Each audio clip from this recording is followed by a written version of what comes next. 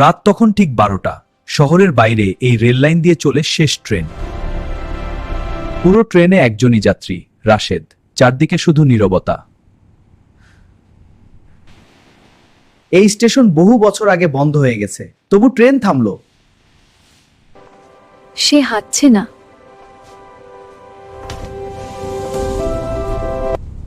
আমি এই ট্রেনেই মরেছিলাম 12 বছর আগে। হঠাৎ চারপাশ জমে গেল বরফের মতো ঠান্ডা। তার চোখ নেই, শুধু কালো গর্ত। হঠাৎ ট্রেনের সব আলো নিভে গেল।